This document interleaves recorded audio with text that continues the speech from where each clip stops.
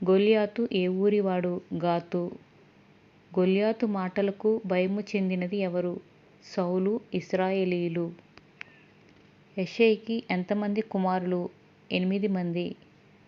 సౌలుతో యుద్ధమునకు వెళ్ళిన యెష్షయి కుమారులు ఎవరు?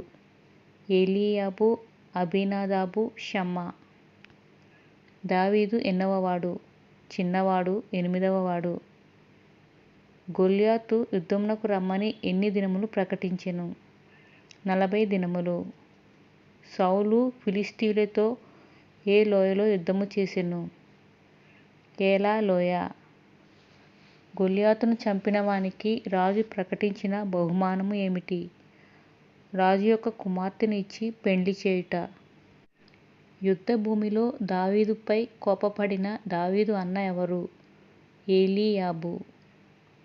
నీవు బాలుడవు, గొల్యాతుతో పోట్లాడుటకు నీకు బలము చాలదు అని దావీదుతో అన్నది ఎవరు? సౌలు. సింహము ఎలుగుబంటి నోటి నుండి గొర్రెపిల్లను రక్షించినది ఎవరు? దావీదు. తన దేవతల పేరిట దావీదును శపించినది ఎవరు? గొల్యాతు. నేను కుక్కనా అని అడిగినది ఎవరు? గొల్యాతు. దావీదు గొల్యాతు మీద యుద్ధమునకు ఏమి తీసుకొని వచ్చెను? కత్తి, ఈటె, బల్లెము.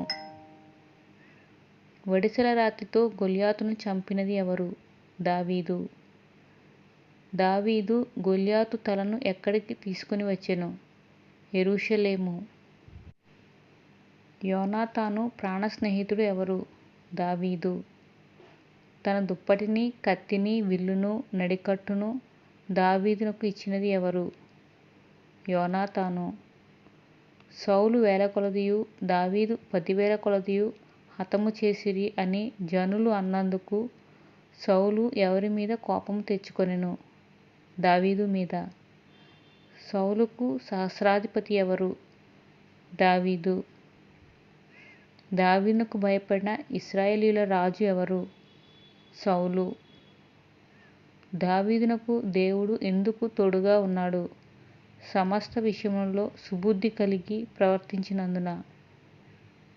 సౌలు యొక్క పెద్ద కుమార్తె ఎవరు? మీకాలు.